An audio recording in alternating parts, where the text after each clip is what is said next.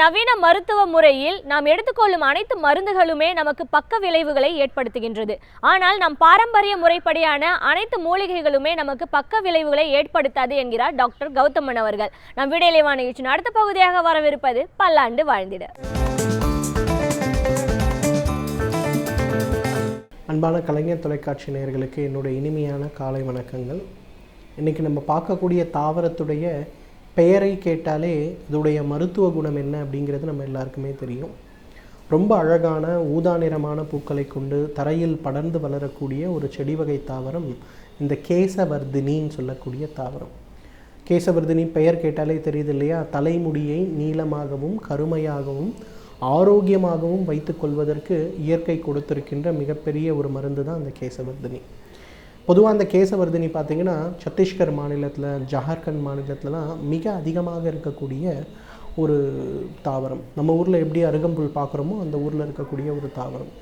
ஆனால் அந்த கேசவர்தினியுடைய மிக முக்கியமான மருத்துவ குணமே தலைமுடி, பொடுகு இது சம்பந்தப்பட்ட பிரச்சனைகளை தீர்ப்பது தான். பொதுவாக பாரம்பரிய மருத்துவத்தில் என்ன சொல்கிறாங்கன்னா, அந்த கேசவர்தினியுடைய முழு தாவரத்தை எடுத்து நன்றாக மைய அரைத்து தலை முழுவதும் ஒரு பேக் மாதிரி போட்டு ஒரு அரை மணி நேரம் வைத்து அதன் பிறகு குளிக்க செய்யணும். இதை ஒரு பழக்கமாக வாரத்திற்கு ஒரு முறையோ அல்லது வாரத்திற்கு 3 முறையோ செய்யும்போது எவ்வளவு பிரச்சனையான தலைமுடி சம்பந்தப்பட்ட பிரச்சனைகளும் மறைந்து போகிறத பார்க்கலாம். இப்போது புழுவெட்டு அப்படின்னு சொல்லக்கூடிய ஒரு பிரச்சனை நமக்கே தெரியும். தலையில் அங்கங்கே பார்த்திங்கன்னா கட்டமாக திடீர்னு முடி இல்லாமல் வழுக்கையாக இருக்க மாதிரி இருக்கக்கூடிய ஒரு விஷயமா இருக்கும். ஆண் குழந்தைகள் பெண் குழந்தைகள் இருவருக்குமே ஏற்படுகின்ற ஒரு பிரச்சனை இந்த புழுவெட்டு. இந்த புழுவெட்டு ஏற்படும் போது நமக்கு என்ன தான் ஃபங்கிசைட் சம்மந்தப்பட்ட மருந்துகளை கொடுத்தாலும், பூஞ்சைகளுக்கான மருந்து பொதுவாக மாடர்ன் மெடிசனில் அதை கொடுப்பாங்க, டிவார்மிங் கொடுத்தாலும் என்ன கொடுத்தாலும் சரி, அந்த புழுவெட்டு மிகப்பெரிய அளவில் ரெஸ்பாண்ட் ஆகிறத நம்ம பார்க்க முடியாது.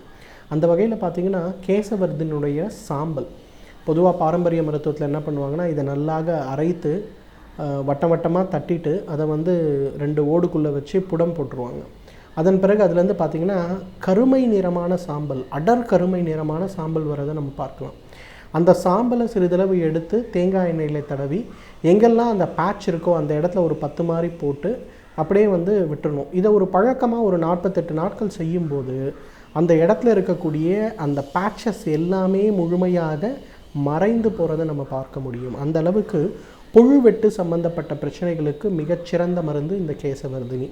இன்றைக்கு ஆண்களில் ஒரு குறிப்பிட்ட வகையான ஆண்களுக்கு ஏற்படுகின்ற மிக முக்கியமான பிரச்சனை என்னென்னா, 22 வயது 25 வயது ஆகிவிட்டது, எனக்கு இன்னும் தாடி மீசை முளைக்கவில்லை அப்படின்னு சொல்லுகின்ற ஆண்கள் நிறைய பேர் இருக்காங்க. நம்ம தென்னிந்தியாவை பொறுத்தவரையிலும் மிக குறைவு தான். ஆனால் வட இந்தியாவில் இந்த பிரச்சனை நிறைய பேருக்கு இருக்கிறத நம்ம பார்க்குறோம்.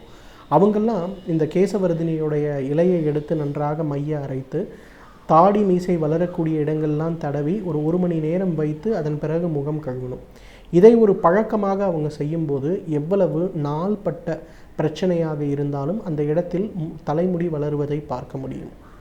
இன்றைக்கு நம்ம எல்லாருக்குமே பார்த்திங்கன்னா தலைமுடியுடைய ஆரோக்கியம் அப்படிங்கிறது பெரும்பாலும் இல்லாத ஒரு சூழல் இருக்குது. சிலருக்கு பொடுகு சம்பந்தப்பட்ட பிரச்சனை, சிலருக்கு இளம் வயதிலே ஏற்படுகின்ற நரை சம்பந்தப்பட்ட பிரச்சனை, சிலருக்கு பார்த்திங்கன்னா தலைமுடி திக்காக இல்லாமல் ரொம்ப தின்னாக இருக்கக்கூடிய பிரச்சனை, நிறைய பெண் குழந்தைகளுக்கு பார்த்திங்கன்னா இன்றைக்கு தலைமுடி உடையக்கூடிய பிரச்சனை கூட இருக்கிறத பார்க்குறோம். அவங்கெல்லாம் என்ன பண்ணலான்னா, வெறும் இந்த கேசவர்தினியுடைய பவுடரை வாங்கிட்டு நல்லா 1 கப்பு தயிர், ஒரு 50 கிராம் சூரணம், ஒரு அரை எலுமிச்சம் பழத்திலிருந்து எடுக்கக்கூடிய சாறு, தேவைப்பட்டால் முட்டையுடைய வெள்ளைக்கரு 1, இது எல்லாத்தையும் நல்லா கலந்து ஒரு பேக் மாதிரி தலை ஃபுல்லாக போட்டணும். ஆண் பெண் இருபாலரும் யாராக இருந்தாலும் சரி போட்டுட்டு ஒரு அரை மணி நேரம் காற்று அதிகமாக இல்லாமல் இருக்கக்கூடிய ஒரு இடத்துல உட்கார்ந்து அதன் பிறகு வெந்நீரில், இளம் சூடான வெந்நீரில் குளிக்கணும். இதை தொடர்ந்து ஒரு 6 மாத காலம் வாரத்திற்கு ஒரு முறை அப்படின்னு செய்து பார்த்தாலே இன்றைக்கு ஆயிரக்கணக்கில் செலவு செய்து கொள்ளுகின்ற தலைமுடி மற்றும் ஸ்கேல்ப் சம்பந்தப்பட்ட சிகிச்சைகளை விட இது மிகப்பெரிய அளவில் நமக்கு பலன் அளிக்கிறத பார்க்கலாம். கேசவர்தினியுடைய இன்னொரு முக்கியமான குணம் என்னன்னு பார்த்தீங்கன்னா, யூட்ரஸ் ஃபைப்ராய்டுக்கு இது ஒரு மிகச்சிறந்த மருந்து. கேசவர்தினி அப்படின்னும் போது வெறும் தலைமுடிக்கான மருந்து மட்டுமல்ல, கட்டிகளை, உடலில் ஏற்படுகின்ற பலவிதமான கட்டிகளை நீக்குவதில் இது ஒரு மிகச்சிறந்த மருந்துன்னு சொல்லலாம்.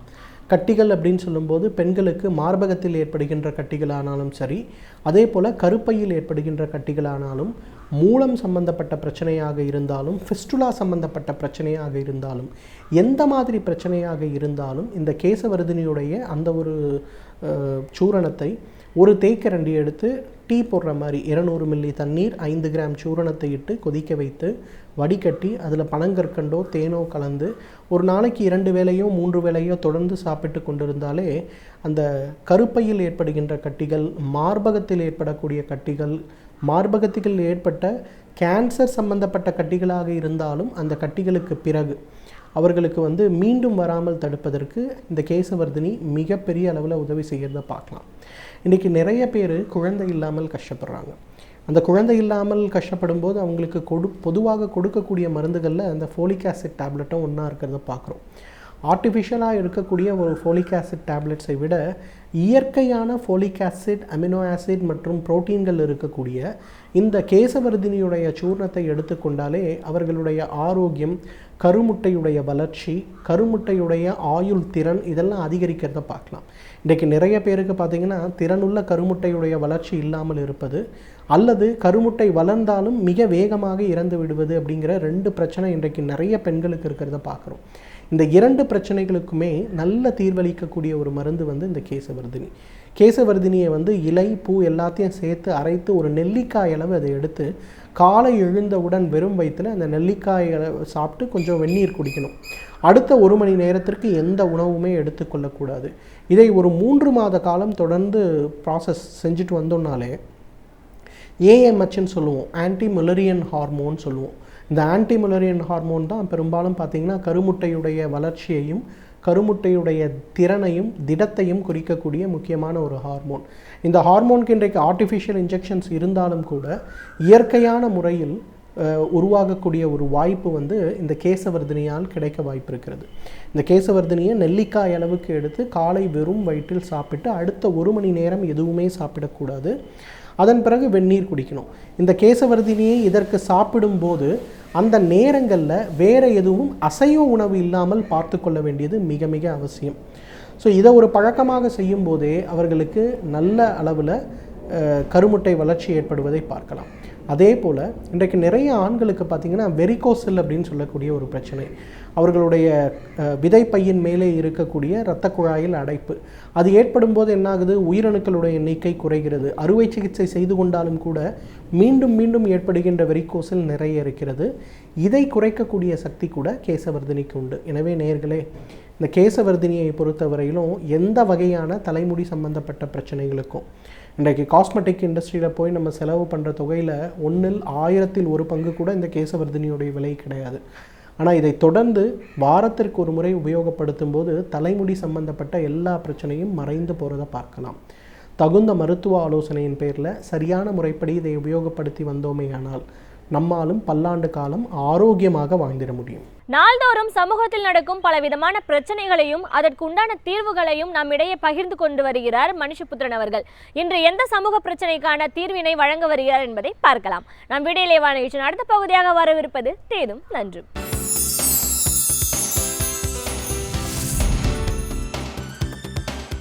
வணக்கம் நண்பர்களே, இன்னும் ஒரு இனிய காலை பொழுதில் தீதும் நன்றும் நிகழ்ச்சியில் உங்களை சந்திப்பதில் மிக்க மகிழ்ச்சி அடைகிறேன்.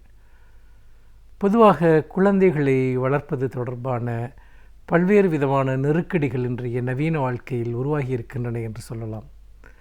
ஏனென்று கேட்டால் பல சமயங்களில் நம்முடைய வாழ்க்கையினுடைய நெருக்கடிகள் காரணமாக குழந்தைகள் ஒன்று அவர்கள் குறும்பு செய்கிற போதோ அல்லது சாப்பிட மறுக்கிற போதோ அல்லது அவர்கள் வேறு விதமான செயல்பாடுகள், அதாவது நமக்கு தொந்தரவு ஏற்படுத்தக்கூடிய செயல்பாடுகளில் அவர்கள் ஈடுபடுகிற போதோ அவர்களுடைய கவனத்தை திசை திருப்புவதற்காக நாம் செய்யக்கூடிய சில செயல்கள் என்பது அந்த குழந்தைகளினுடைய எதிர்காலத்தையே பாதிக்கக்கூடியதாக இருக்கிறது என்று குழந்தைகள் நல மருத்துவர்களும் உளவியலாளர்களும் சுட்டிக்காட்டி வருகிறார்கள்.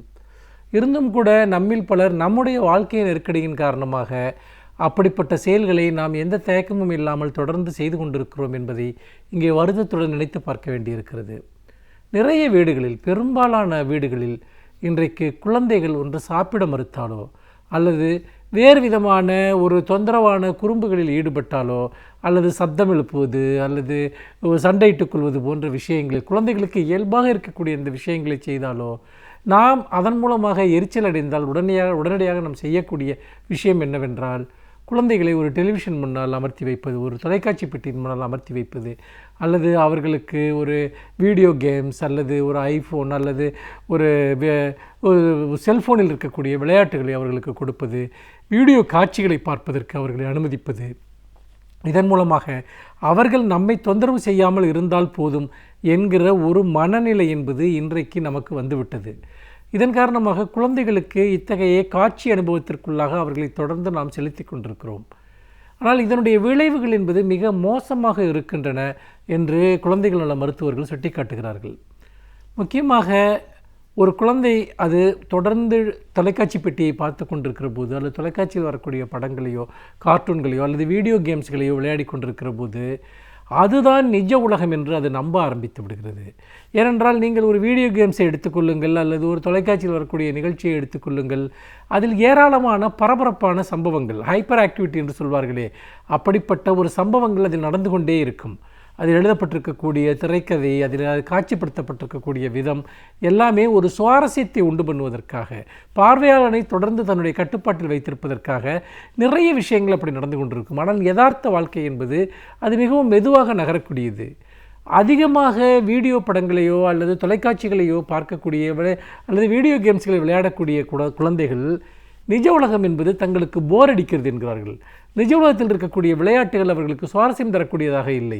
மாறாக எலக்ட்ரானிக் மீடியா மூலம் வரக்கூடிய அல்லது எலக்ட்ரானிக் கருவிகள் மூலம் வரக்கூடிய பொழுதுபோக்குகள் என்பது அவர்களுக்கு ஒரு அடிக்டட் என்று சொல்வார்களே, மிகுந்த ஒரு ஆழமான பழக்கத்திற்குள் அவர்களை கொண்டு செலுத்துகிறது.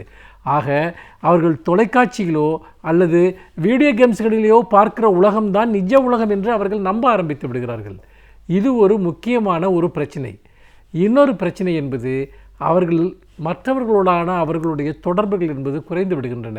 குழந்தைகள் சிறு வயதிலேயே வீட்டில் இருப்பவர்களுடன் விளையாடுவதில்லை, தங்கள் சகோதர சகோதரிகளுடன் பேசுவதில்லை, அண்டை வீட்டில் இருக்கக்கூடிய குழந்தைகளுடன் விளையாடுவதில்லை.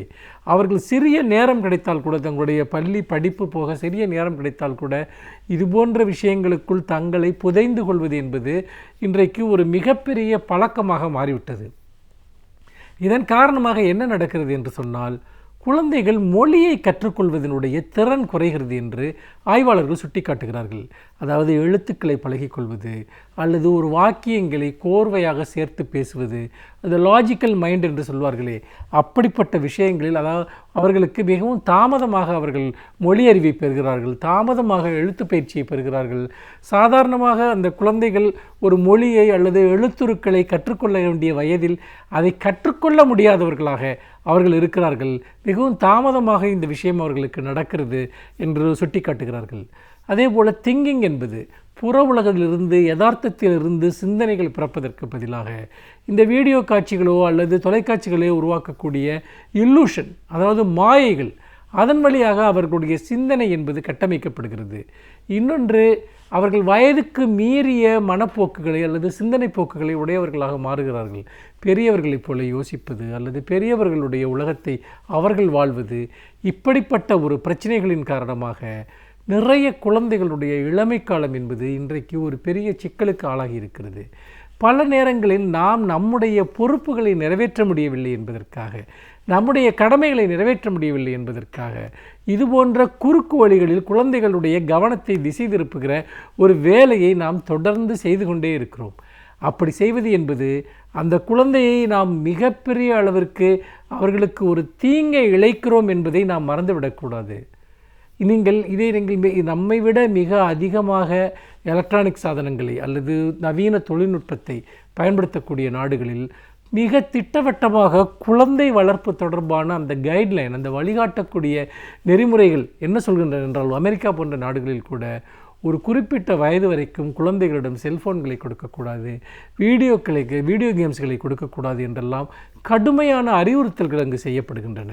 காரணம் என்னவென்றால், அறிவியல் ரீதியாக இது குழந்தைகளினுடைய சிந்திக்கும் திறன், தொடர்பு கொள்ளக்கூடிய திறன் அல்லது பரிமாற்றத்திற்கான திறன், இது எல்லாவற்றையுமே இது சீர்குலைக்கிறது என்று கருதுகிறார்கள். இது இளம் வயதில் வெளிப்படையாக தெரியாது. ஆனால் காலம் செல்ல செல்ல அவர்கள் மற்றவர்களிலிருந்து விலகியவர்களாக, மற்றவர்களிடமிருந்து தொடர்புகளை குறைத்து கொண்டிருக்கக்கூடியவர்களாக இந்த இளைஞர்கள் மாறுவதை பார்க்க முடிகிறது. வீட்டிற்கு யார் வந்தாலும் சரி, யார் போனாலும் சரி, என்ன விஷயங்கள் தன்னை சுற்றி நடந்தாலும் சரி, அவர்கள் அதை பற்றி கவலைப்பட மாட்டார்கள்.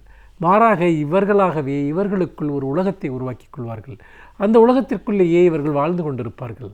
இது அவர்களுடைய ஆளுமை பண்பை பெருமளவிற்கு சிதைக்கிறது என்று மருத்துவர்கள் சுட்டிக்காட்டுகிறார்கள். இவர்கள் வளர்ந்து பெரியவர்களாகிற போது இவர்கள் மனிதர்களுடன் கொள்ளக்கூடிய உறவுகள், இவர்களுடைய நிர்வாகத்திறன், இவர்களுடைய உழைக்கும் திறன், இவர்களுடைய உழைப்பு ஆற்றல், இது எல்லாமே பாதிக்கப்படுகிறது. குழந்தைகளுக்கு எப்படி கல்வி என்பது ஒரு சுவாரஸ்யமற்ற ஒன்றாக ஒரு கட்டத்தில் இது போன்ற விஷயங்களால் மாறுகிறதோ, அல்லது கல்வி என்பதே ஒரு மிகப்பெரிய தண்டனையாக மாறுகிறதோ, அதே போலத்தான் பெரியவர்களாகிற போது வேலை செய்வது என்பது அல்லது பிற மனிதர்களுடன் தொடர்பு கொள்வது என்பதும் அவர்களுக்கு ஒரு எரிச்சலூட்டக்கூடிய ஒன்றாக இருக்கிறது. இந்த பிரச்சனை என்பது வாழ்நாள் முழுக்க ஒருவரை பாதிக்கக்கூடிய ஒன்றாக மாறியிருக்கக்கூடிய ஒரு சூழலில் எலக்ட்ரானிக் கருவிகளிலிருந்து நம்முடைய சௌகரியத்திற்காக குழந்தைகளிடம் அவற்றை கொடுத்து அவருடைய கவனத்தை திசை திருப்புவது என்பது அவருடைய வாழ்க்கை பாதையையே திசை திருப்பக்கூடிய ஒன்றாக இருக்கிறது என்பதை நாம் மறந்துவிடக்கூடாது. நிச்சயமாக குழந்தைகள் இந்த உலகத்தோடு ஒட்டி வாழ்பவர்களாக, இந்த உலகத்தோடு உரையாடுகிறவர்களாக, நிஜ உலகத்தில் கால் பதித்து வேர்பதித்து இருக்கக்கூடியவர்களாக அவர்கள் இருந்தால் மட்டும்தான் அது இந்த உலகத்தில் அவர்கள் தங்களுடைய போராட்டத்தை நடத்துவதற்கு அல்லது தங்களுடைய வாழ்க்கையை செம்மைப்படுத்திக் கொள்வதற்கு உதவும். மாறாக அவர்களை கற்பனா உலகத்திற்கு கொண்டு செல்வதன் மூலமாக நாம் அவர்களை ஏமாற்றுகிறோம், அவர்களை தவறாக வழிநடத்துகிறோம் என்பதை மறந்துவிடக்கூடாது என்று சொல்லி மீண்டும் இன்னும் ஒரு புதிய சிந்தனையோடு உங்களை சந்திக்கிறேன். நன்றி, வணக்கம். பல்வேறு துறைகளை சார்ந்த பிரபலங்கள் அவர்களுடைய அனுபவங்களை நம்முடன் பகிர்ந்து கொள்ளும் போது அது நமக்கு சிறந்த வழிகாட்டுதலாக அமைகின்றது. அந்த வகையில் இன்றைய சிறப்பு விருந்தினர் யார் என்பதை பற்றியும் அவர்கள் என்ன செய்திகளை நம்முடன் பகிர்ந்து கொள்ளப் போகிறார் என்பதையும் பார்க்கலாம். நம் விடியலை வா நிகழ்ச்சியின் அடுத்த பகுதியாக வரவிருப்பது சிறப்பு விருந்தினர் பகுதி.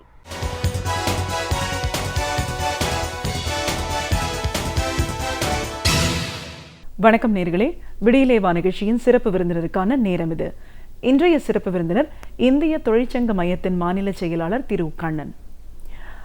ஒரு தொழிற்சங்கத்தோட மாநில செயலாளர் அப்படிங்கிற முறையில் ஜனநாயகம் அப்படிங்கிறது என்ன, ஜனநாயகம் நடைமுறைப்படுத்துதல் அப்படின்னு சொல்லும்போது எங்கிருந்து ஆரம்பிக்கணும், இந்தியா ஒரு ஜனநாயக நாடு அப்படின்னும் போது எந்த அளவுக்கு இது நடைமுறையில் இப்போ இருக்கு, இப்படி பல விஷயங்களை கருத்துக்களை இன்னைக்கு நம்ம அவர்கிட்ட கேட்டு தெரிஞ்சுக்கலாம். வணக்கம் சார். வணக்கம். இந்திய தொழிற்சங்க மையத்தோட மாநில செயலாளராக முதல்ல எங்கள் நிகழ்ச்சிக்கு உங்களை நாங்கள் வரவேற்கிறோம் சார். நன்றி.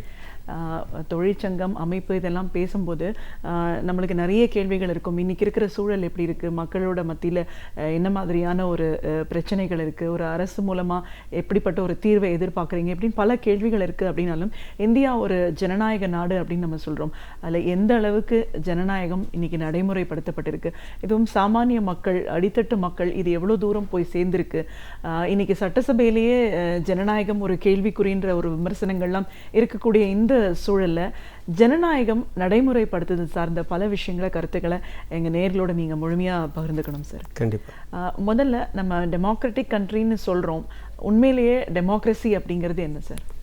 ஜனநாயகத்தை பொறுத்தவரை இது ஒரு லத்தீன் மொழியிலிருந்து வந்த ஒரு சொல். ஆனால் இந்த சொல்லை நாம் நம்முடைய நாட்டில் எப்படி பயன்படுத்துகிறோம் அப்படின்னு சொல்லும்போது நாம் தேர்தலுக்காக பிரயோகப்படுத்தக்கூடிய ஒரு சொற்றொடராக தான் இந்த ஜனநாயகம் என்கிற வார்த்தை பயன்படுத்தப்படுது. அது தேர்தலுக்கானது மட்டுமல்ல. தேர்தல் என்பது நம்முடைய நாட்டின் ஒரு உயர்ந்தபட்ச அதிகாரம், 5 ஆண்டுகளுக்கு நம்ம ஆளுவதற்கு அதிகாரம் கொடுக்கக்கூடிய ஒரு அரசுக்கு கொடுக்கக்கூடிய அதிகாரத்தை வெளிப்படுத்துகிற விதம். ஆனால் நம்முடைய சமூக அமைப்பில் ஜனநாயகம், குடும்ப ஜனநாயகம் இருக்கிறது, கல்வி ஜனநாயகம் இருக்கிறது, தொழிற்சங்க ஜனநாயகம் இருக்கிறது, தொழிலாளர் முதலாளி உறவு, தொழிலாளர் மற்றும் வேலை வழங்குபவர் உறவு, அது ஒரு ஜனநாயக ரீதியாக இருக்கிறது. ஒரு பொருளை உற்பத்தி செய்வதில் ஜனநாயகம் இருக்கிறது. நாம் உற்பத்தியை நேரடியாக பார்க்க முடியாத சாஃப்ட்வேர், மென்பொருள், அந்த மென்பொருள் கூட உற்பத்தியில் ஈடுபடுகிற ஒவ்வொருவருக்குமான பங்களிப்பு சார்ந்த விஷயத்திலிருந்து தான் அது வெளிப்படுது. எனவே ஜனநாயகம் என்பது ஒரு குறிப்பிட்ட இடத்தில் மட்டும் பொருத்தி பார்ப்பதாக முதலில் நாம் புரிந்து கொள்வது தவறான விஷயமாக இருக்கும் நான் நினைக்கிறேன். எனவே இந்த நிகழ்ச்சியின் மூலமாக நம்முடைய குடும்ப ஜனநாயகத்தை, கல்வி ஜனநாயகத்தை, சமூக ஜனநாயகத்தை, மக்களிடையே இருக்கக்கூடிய உறவை, சமூகம் சார்ந்த ஒரு பிரிவு, அதாவது ஆண் பெண் ஜனநாயகம், ஒரு பிரிவினருக்கும் இன்னொரு பிரிவினருக்குமான ஜனநாயகம், ஒரு சிறுபான்மை மதம் பெரும்பான்மை மதம் என்றெல்லாம் சொல்லப்படுகிற மக்களுக்கிடையான ஜனநாயகம், இவை அனைத்தையுமே நாம் பார்ப்பது என்பது ரொம்ப தேவையாக இருக்கிறது. ஆனால் நம்முடைய நாட்டில் ஜனநாயகம் என்பது இன்றைக்கு ஆட்சியாளர்களால் அது உரிய வகையில் செயல்படுத்தப்படாமல் இருக்குது என்று தான் நாம் புரிந்துக்க வேண்டியிருக்கு. ஜனநாயகத்தை பற்றி ஒரு நல்ல புரிதல் வேண்டும் அப்படின்னு சொன்னால் அது கல்வி நிலையத்திலிருந்து துவக்கப்படணும். நீங்கள் மேலை நாடுகளில் நாம் பல விஷயத்தை மேலை நாடுகளோடு ஒப்பிட்டு பேசுகிறோம். அமெரிக்காவை ஒப்பிட்டு பேசுகிறோம், சீனாவை கூட பல விஷயங்களில் ஒப்பிட்டு பேசுகிறோம், பல நாடுகளை ஒப்பிட்டு பேசுகிறோம். நம்முடைய இந்தியா போன்று வளர்ந்து வரும் நாடுகளில் இருக்கிற அந்த கல்வி அமைப்பு முறை நம்முடைய நாட்டில் இல்லை அப்படிங்கிறத நாம் முதல்ல ஏற்றுக்க வேண்டியிருக்கு. என்னிடத்தில் ஒரு இருக்கக்கூடிய குறையை நாம் பரந்த பார்வையோடு ஏற்றுக்கொண்டால்தான் அதை சரி செய்கிற மனநிலை வர முடியும். நான் குறையே இல்லை, நான் எல்லாத்திலையும் சரியாக இருக்கிறேன் என்கிற மனநிலையோடு அணுகினால் நம்மிடத்தில் இருக்கக்கூடிய குறை தீர்க்கப்படாத குறையாக நீடித்த ஒரு தொற்று நோயாக நீடித்த நோயாக அது இருக்கும். அது நம்முடைய ஜனநாயகத்துக்கு நல்லதல்ல என்பதை புரிந்து கொள்ள வேண்டியிருக்கு. அந்த வகையில் கல்வி முதல்ல ஆசிரியர் சொல்லிக் கொடுப்பது மட்டுமே கல்வி என்று இருக்குது. சொல்லிக் கொடுத்தல் தேவை, அது கற்றுக் கொடுத்தல் என்பது தேவை. ஆனால் கற்றுக் கொடுத்தல் என்பது ஒரு வழிப்பாதையாக இருக்க முடியாது, இருவழிப்பாதையாக இருக்கணும். மாணவனுக்கும் ஆசிரியருக்குமான உரையாடல் இன்றைக்கு தேவைப்படுகிறது.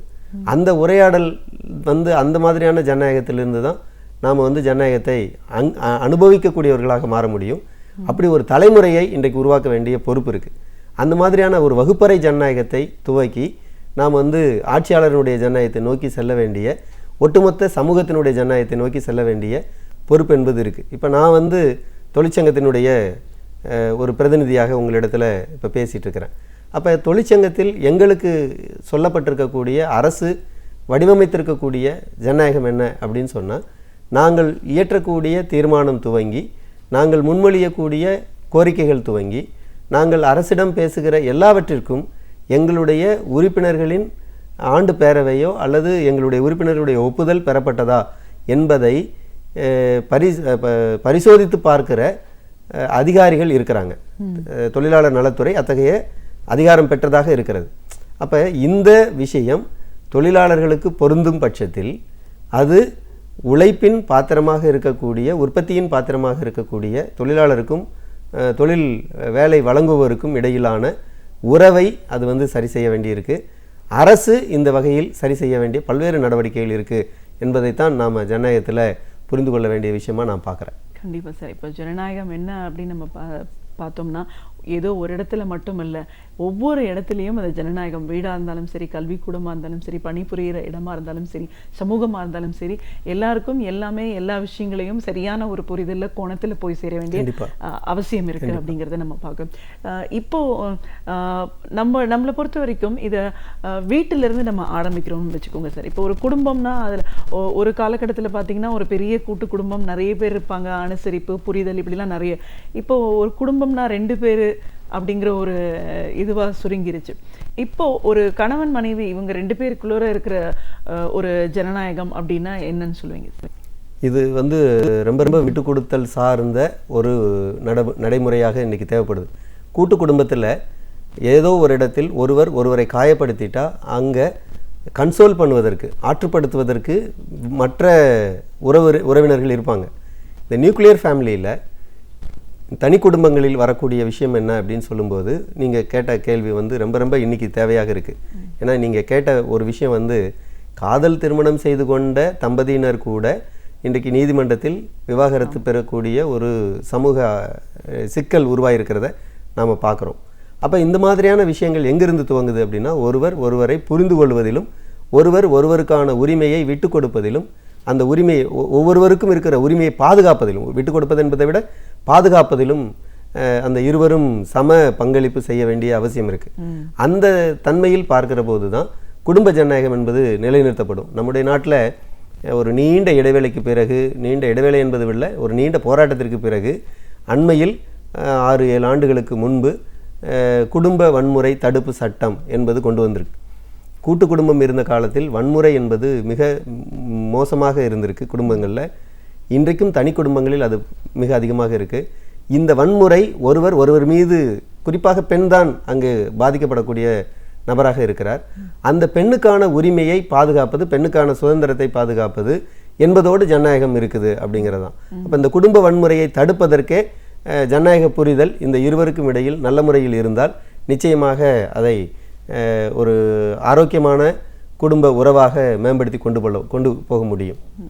அடுத்தது நம்ம அந்த சமூகம் சார்ந்த ஒரு பார்வை. ஒரு சமூகம் அப்படின்னும் போது பல பேர், பல இனம், மதம் எல்லாரும் சேர்ந்த ஒரு அமைப்பு நம்ம பார்க்கும்போது அங்கே ஜனநாயகம் அப்படிங்கிறது எப்படி இருக்கு சார்? நம்முடைய நாட்டில் பெரும்பான்மை சிறுபான்மை அப்படின்னு ஒரு பொதுவான முடிவு எடுத்துறோம்.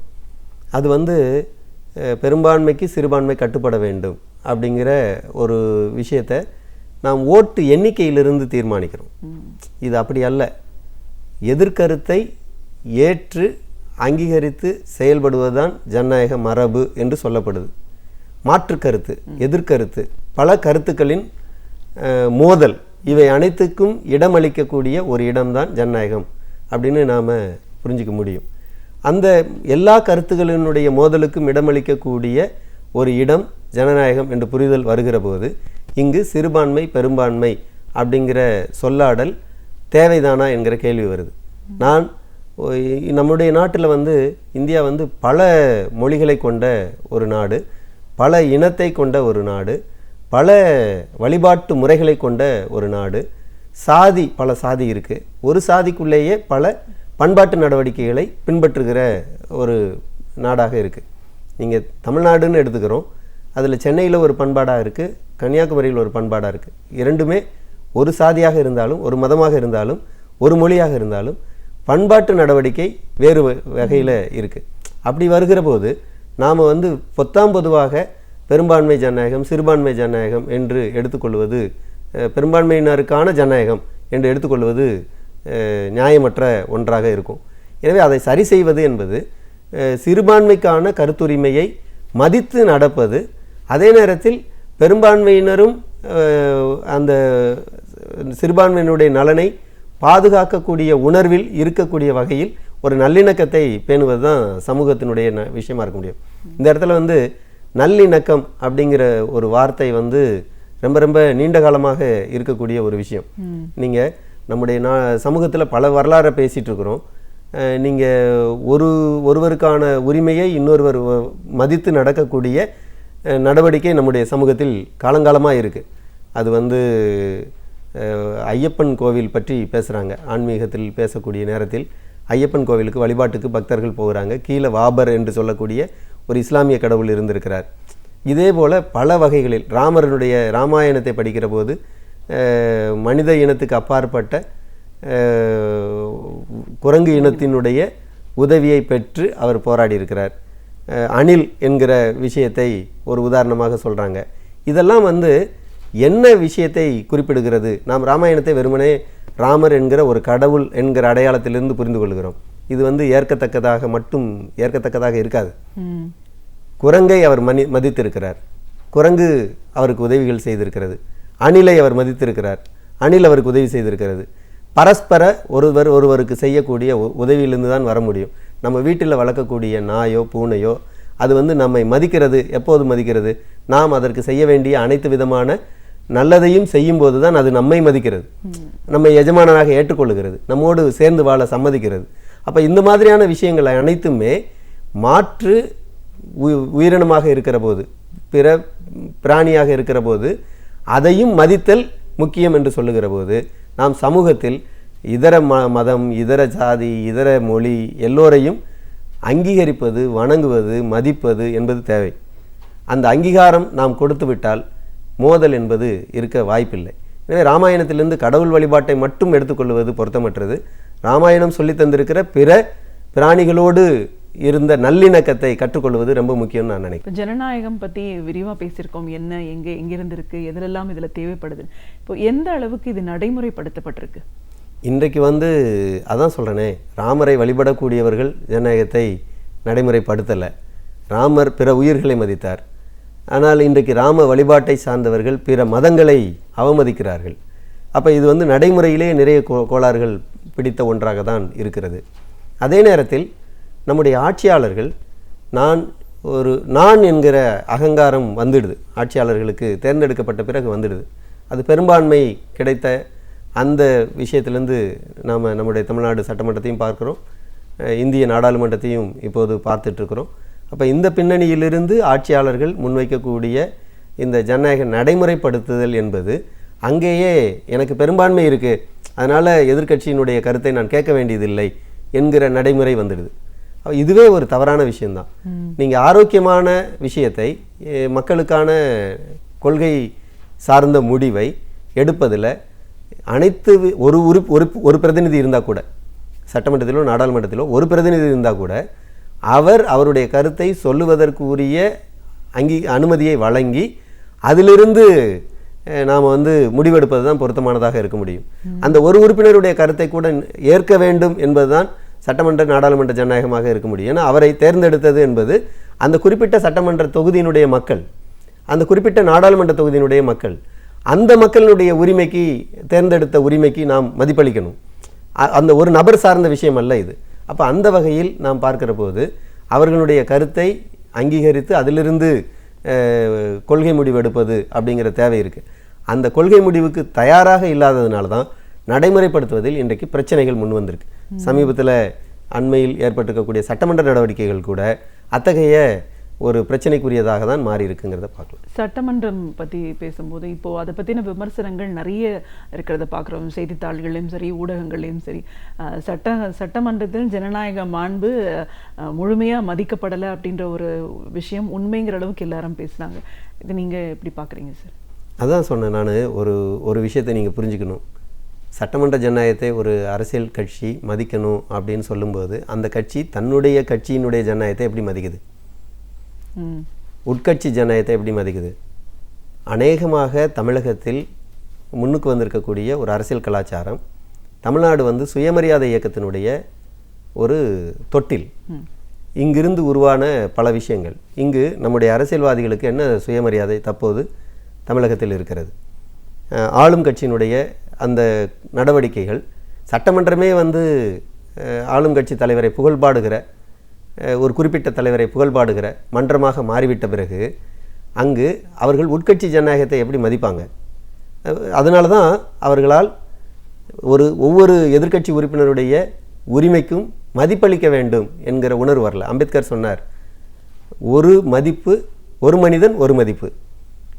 அந்த அவருடைய அரசியல் சட்டத்தை அவர் உருவாக்கி வடிவமைத்து அரசியல் நிர்ணய சட்டத்தை வடிவமைத்து அரசிடம் ஒப்படைக்கிற அந்த நவம்பர் 25, 1949 ஒப்படைக்கிற போது அவர் சொன்ன மிக முக்கியமான வார்த்தை, ஒரு மனிதனுக்கு ஒரு மதிப்பு. இன்றைக்கி நம்முடைய நாட்டில் ஒரு மனிதனுக்கு ஒரு மதிப்பு இருக்கா? ஒரு குறிப்பிட்ட மனிதருக்கு லட்சம் கோடி கணக்கிலான மதிப்பும், அதே கட்சியினுடைய இரண்டாம் கட்ட தலைவருக்கு அந்த 1 கோடிக்கும் அதிகமான மதிப்பிலிருந்து கீழே இறங்கி இருப்பதும் தான் இன்றைக்கு தமிழ்நாடு சட்டமன்றத்தில் நாம் பார்க்குறோம். அப்போ இது நம்முடைய நாட்டினுடைய ஜனநாயகம் அல்ல. இங்கு கேள்வி யாரிடமிருந்து துவங்க வேண்டியிருக்கு அப்படின்னு சொன்னால், தமிழ்நாட்டில் ஆளும் கட்சியினுடைய உறுப்பினர்களிடமிருந்து துவங்க வேண்டிய ஜனநாயகமாக இருக்குது. அந்த விஷயத்தை மதிக்காத ஒரு அரசியல் கட்சி தன் கட்சி உறுப்பினரையே அவருக்கு கொடுக்க வேண்டிய அங்கீகாரத்தையே கொடுக்க தவறுகிற ஒரு கட்சி எதிர்கட்சிக்கு எப்படி கொடுப்பாங்க? அந்த பின்னணியிலிருந்து தான் இந்த சட்டமன்ற நடவடிக்கையை நாம் பார்க்க வேண்டியிருக்கு. தன்னுடைய குடும்பத்தையே, தன் குழந்தையே மதிக்காத ஒரு தாய், ஒரு தந்தை எப்படி பிற குழந்தையை மதிப்பார்? எப்படி ஒரு பிற குழந்தைக்கான உரிமையை அவர் தர சம்மதிப்பார்? அதுதான் இங்கு வரக்கூடிய கேள்வியாக இருக்குது. ஜனநாயகத்தினுடைய போக்கில் இந்த பாரபட்சம் என்பது தான் எல்லாம் என்று வந்துவிட்டால் அங்கு ஜனநாயகம் இருப்பதற்கு வாய்ப்பே இல்லை. நிச்சயமா சார். இப்போ சட்டமன்றம், நாடாளுமன்றம், இங்கே எல்லாமே ஜனநாயகத்தோட நிலைப்பாடு இப்படி இருக்குது அப்படின்னும் போது, அடித்தட்டு மக்கள் அவங்களுடைய ஜனநாயகம் அப்படின்னும் போது அதோட நிலைப்பாடு இன்னும் அதோடைய மோசமான ஒரு நிலையில தான் இருக்கக்கூடிய சூழலில் நம்ம இப்போ இருக்கோம் இல்லைங்களா? ஆமாம், கண்டிப்பாக. இது ரொம்ப நான் நல்ல கேள்வியாக பார்க்குறேன். நீங்கள் நம்முடைய தமிழகத்தில் ஏராளமான கிராமங்களில் ஊரினுடைய எல்லையில் பல நடுகற்கல்கள் இருக்கும். அந்த நடுகள் அனைத்தும் முன்னோரினுடைய அடையாளமாக போற்றப்படுகிற ஒரு விஷயம். அந்த முன்னோர் அந்த இனக்குழு சமுதாயத்துக்கோ அந்த ஊரினுடைய சமுதாயத்துக்கோ ஏதோ ஒரு வகையில் நல்லது செய்து போராடி மாண்டு போன ஒரு மனிதராக இருப்பார். அந்த மனிதர் போற்றப்படுவதற்காக நிறுவப்பட்ட அந்த நடுகள் இன்றைக்கு அதெல்லாம் வந்து எளிய மக்களினுடைய வழிபாட்டு விஷயமாக இருந்தது. எளிய மக்களின் வழிபாட்டு முறையில் அந்த கற்கள் எந்த அளவுக்கு அங்கீகரிக்கப்பட்டதுங்கிறத நம்ம பார்க்குறோம். ஆனால் எளிய மக்களினுடைய நடைமுறை என்பது காலங்காலமாக புனிதப்படுத்தக்கூடிய ஒரு அரவணைப்பை நோக்கி போகுது. புனிதப்படுத்தப்படும் போது ஒருவர் இன்னொரு வழிபாட்டுக்கு வரக்கூடாதுங்கிற ஒரு விஷயம் வருது. அப்படி வந்தால் அது தீட்டு என்று வருது. அந்த தீட்டு என்கிற போக்கு வந்து மனிதகுல வரலாற்றில் ஒரு எளிய மக்களுடைய அணுகுமுறைக்கு எளிய மக்கள் நம்மை விட 100 மடங்கு சிறந்தவர்களாக பார்க்கப்படுறாங்க. 100 ஆண்டுகளுக்கு முந்தைய 150 ஆண்டுகளுக்கு முந்தைய மக்கள் அவங்க கல்வி அறிவு பெறாதவங்க, தொழில்நுட்ப வளர்ச்சியை அறியாதவங்க, அறிவியலினுடைய பல்வேறு சாகசங்களை தெரிந்திருக்காதவர்கள். அவர்கள் கொடுத்த அந்த மனித மாண்பை, அந்த சமத்துவ உரிமையை இன்றைக்கு அறிவியல், தொழில்நுட்பம், கல்வி எல்லாம் பெற்ற மனிதர்கள் புனிதம் என்கிற பெயரில் ஒரு குறிப்பிட்ட சாதி, குறிப்பிட்ட மதம் என்கிற அடையாளத்திலிருந்து இந்த ஒரு பகுதி மக்களை நாம் நிராகரிக்கிறோம். அப்படி நிராகரிப்பது என்பதே ஜனநாயக மாண்புகளுக்கு அப்பாற்பட்டதாக தான் பார்க்க வேண்டியிருக்கு. நீங்கள் நான் சார்ந்த குடும்பமும் என்னுடைய சமூகமும் புனிதமாயிடுச்சு அப்படின்னு ஒரு கருத்தாக்கத்துக்கு நான் வந்துட்டேன்னா மற்றவர்களை நிராகரிக்கிறேன். மற்றவர்களை நிராகரிக்கிற போது அது வந்து கூடி வாழ்தல் அப்படிங்கிற அந்த உணர்வையே சிதைக்கிற விஷயமாக வருது. எனவே நாம் வந்து வழிபாட்டு உரிமையில் ஜனநாயகத்தை பின்பற்ற வேண்டியிருக்கிறது. பல்வேறு வகையில் தலித் மக்களுடைய உரிமைகளை பாதுகாப்பது, பிற்படுத்தப்பட்ட மக்களுடைய உரிமைகளை பாதுகாப்பது, அனைத்து பகுதி மக்களுக்குமான வாழ்வாதாரத்தை பாதுகாப்பது, இதெல்லாம் சேர்ந்த ஒன்று தான். ஆனால் இங்கு எங்கிருந்து இந்த மாதிரியான முரண்பாடுகள் வருகிறது என்று சொன்னால், இயற்கை வளங்களை சிலர் ஏகபோகமாக அனுபவிக்கக்கூடிய போக்கிலிருந்து தான் இந்த எளிய மக்களினுடைய அல்லது சமூகத்தில் நலிவடைந்த மக்களினுடைய உரிமைகள் வந்து பறிக்கப்படுவதை பார்க்க முடியும். அதுதான் இன்னைக்கு விவாதமாக மாற வேண்டிய தேவை இருக்குது. கண்டிப்பாக சார். இப்போ ஒரு தொழிற்சங்கத்தோட ஒரு அமைப்பு செயலாளர் அப்படிங்கிற முறையில் இன்னைக்கு நிறைய போராட்டங்கள் இருக்கிறத பார்க்குறோம். 2000 ஆண்டுக்கு அப்புறம் பார்த்தீங்கன்னா அந்த தாராளமயமாக்கல், உலகமயமாக்கல் கொள்கைக்கு அப்புறம் கொள்கை ரீதியாகவே அரசு நிறைய மாற்றங்களை கொண்டு வந்திருக்கின்ற இந்த சூழலில் தொழிற்சங்கத்தோட அந்த அமைப்பு ரீதியான ஒரு சட்டங்கள், உரிமைகள், அந்த ஜனநாயகத்தோட நிலைப்பாடு எப்படி இருக்குது சார்? அதாவது பிரிட்டிஷ் ஆட்சி இந்தியாவில் இருந்தபோது நம்முடைய சென்னை நகரத்தில் இங்கே இருக்கக்கூடிய மவுண்ட் ரோட்டில் டிராம்வே தொழிலாளர்கள் ஏராளமான போராட்டத்தை நடத்தியிருக்கிறாங்க. அச்சக தொழிலாளர்கள் வால்டாக்ஸ் ரோட்டில் மிகப்பெரிய போராட்டங்களை நடத்தியிருக்கிறாங்க. ரயில்வே தொழிலாளர்கள் சென்னை, நாகை, திருச்சி போன்ற தமிழகத்தின் பல்வேறு பகுதிகளில் ஏராளமான போராட்டங்களை நடத்தியிருக்கிறாங்க. இந்த போராட்டங்களினுடைய தாக்கம் பிரிட்டிஷாரையே தொழிற்சங்கம் வைத்துக் கொள்வதற்கான அதிகாரத்தை வழங்க வேண்டும் என்று நிர்பந்தித்தது. 1926 தொழிற்சங்க சட்டம் வந்துடுச்சு. இந்தியா விடுதலை பெறுகிற போது ஏராளமான தொழிற்சங்க சட்டங்கள் உருவாக்கப்படுகிறது. அது வந்து அநேகமாக 80கள் வரையிலும் உருவாக்கப்பட்டிருக்கு. 80களுக்கு பிறகு புதிய பொருளாதார கொள்கை, தாராளமய கொள்கை வந்த பிறகு நம்முடைய அரசு அதுவரையிலும் பின்பற்றிய கொள்கையிலிருந்து ஒரு சார்புத்தன்மை, ஒரு முதலாளித்துவ அரசாக அது தன்னை ஒரு வளர்த்து கொள்ளுகிற சூழலில் அது முதலாளித்துவ சார்புத்தன்மைக்கு போகுது. அதிலிருந்து தொழிற்சங்க சட்டங்கள் பின்னோக்கி போகக்கூடிய ஒரு ஏற்பாடு என்பது வந்திருக்கு. இந்த குறிப்பாக உலகமயமாக்கல் பொருளாதார கொள்கைக்கு பிறகு இப்போ தொழிற்சங்க நடவடிக்கைகள் வந்து விரிவான போராட்டத்தை நோக்கி போய்கொண்டிருந்தாலும் வருகிற செப்டம்பர் 2 அப்படிங்கிற நாள் வந்து ஒரு அகில இந்திய வேலைநிறுத்தத்தை நாங்கள் தொழிற்சங்கங்கள், அனைத்து தொழிற்சங்கங்களும் கூட்டாக இணைந்து நடத்துகிற போராட்ட நாள். இந்த போராட்ட நாளில் முன்வைத்திருக்கக்கூடிய கோரிக்கை தொழிற்சங்க சட்டங்களை, நீண்ட நாள் போராட்டத்தினுடைய வரலாற்றில் கிடைத்திருக்கக்கூடிய சட்டங்களை பாதுகாக்க வேண்டும் என்பது ஒரு முக்கியமான விஷயம். 2, ஒரு நல்ல ஜனநாயகம் எப்போது நம்முடைய நாட்டில் தலைக்கும் அப்படின்னு சொன்னால், உற்பத்தியில் ஈடுபடுகிற தொழிலாளியை ஒரு முதலாளி மதித்து அவருக்கான உரிமைகளை வழங்குகிற போது தான் அந்த ஜனநாயகம் வரும். முதலாளித்துவ நாட்டில் நம்ம மேற்கத்திய நாடுகளை பல விஷயங்களில் கோடிட்டு பேசுகிறோம். அமெரிக்காவில் இன்றைக்கும் உழைப்பு நேரம் வாரத்துக்கு 40 மணி நேரம் தான். பிரான்ஸில் உழைப்பு நேரம் 35 மணி நேரம் தான். ஆனால் இந்தியாவில் 48 மணி நேரம். இந்தியாவினுடைய அரசாங்கம் இப்போது அண்மையில் இயற்றியிருக்கக்கூடிய சட்டம் இந்த 48 மணி நேரத்துக்கு மேலாக ஒரு மாதத்தில் 50 மணி நேரம் வேலை செய்யலாம் என்று இருந்த சட்டத்தை இப்போது 125 மணி நேரம் வரையிலும் வேலை செய்யலாம் என்று உயர்த்துகிறார்கள். அப்படி என்றால் இதுவே அந்த காலத்தில் ஒரு 100 ஆண்டுகளுக்கு முன்பு கையில் ரேகை தெரிகிற வரை ஒரு தொழிலாளி வேலை செய்யணும். இது இங்கே இருக்கக்கூடிய சென்னை பின்னி மில்லில் தொழிலாளி கையை பார்த்தா உள்ளங்கை ரேகை தெரியுமானால் வேலைக்கு போகணும். உள்ளங்கையை பார்க்கிற போது ரேகை தெரியவில்லை என்றால் வெளியில் வரணும். இதுதான் 100 ஆண்டுகளுக்கு முன்பு இருந்த தொழிலாளருடைய நடைமுறை. அத்தகைய பின்னோக்கி பயணிக்கிற ஒரு ஏற்பாட்டை இப்போது இந்திய அரசாங்கம் 125 மணி நேரம் ஓவர் டைம் பார்க்கலாம் அப்படின்னு சாங்ஷன் பண்ணியிருப்பது தொழிலாளருடைய வேலை நேரத்தை மிக மோசமாக மாற்றுகிற ஒரு விஷயமாக மாறி இருக்கிறது. எனவே இது மாதிரியான சட்ட திருத்தங்கள் நாம் வளர்ந்த ஜனநாயகத்தின் பிரதிநிதியாக காட்டிக்கொள்வதற்கு ஒவ்வாதது. எனவே இந்த அரசு பழைய வகையில் சட்டங்களை மாற்றுவதும் புதிய உரிமைகளை வழங்குவதற்கு முயற்சிப்பதும் இன்றைய சமூக தேவையாக இருக்குது அப்படின்னு தான் நான் பார்க்குறோம். கண்டிப்பாக சார். தமிழ்நாடு தொழிற்சங்க மையத்தோட பொதுச் செயலாளர் அப்படிங்கிற முறையில் இன்றைக்கி ஒரு அமைப்பு அப்படின்னா என்ன, ஜனநாயகம் அப்படிங்கிறது என்ன, ஜனநாயகம் நடைமுறைப்படுத்துதல் அப்படிங்கும்போது எங்கேருந்து ஆரம்பிக்கணும், எங்கெல்லாம் ஜனநாயகம் கடைபிடிக்க வேண்டிய அவசியத்தில் இருக்கும். ஆனால் அதோட இன்றைய நிலைப்பாடு அப்படின்னு பார்க்கும்போது ஒரு மாண்பு மிகு கூடம் அப்படின்னு சொல்லக்கூடிய நாடாளுமன்றம் சட்டமன்றத்திலேயே கூட அதோட மாண்புகள் முழுமையாக மதிக்கப்படலைன்ற ஒரு சூழலை நம்ம இருக்கணும் போது சாமானிய மக்கள், அடித்தட்டு மக்களுக்கு அது எவ்வளோ தூரம் போய் சேரும்ன்றது ஒரு பெரிய ஒரு கேள்விக்குறியான ஒரு சூழல் இருக்குது. இதெல்லாம் மாறணும் போது முழுமையான ஜனநாயகம் நடைமுறைப்படுத்த வேண்டிய ஒரு கட்டாயமான ஒரு சூழல் இருக்குன்னு உங்களோட அனுபவங்கள் சார்ந்த பல விஷயங்களை எங்களோட நீங்கள் பகிர்ந்ததுக்கு நன்றி. இன்றைய கண்டுபிடிப்புகள் நாளை வரலாறாகின்றது.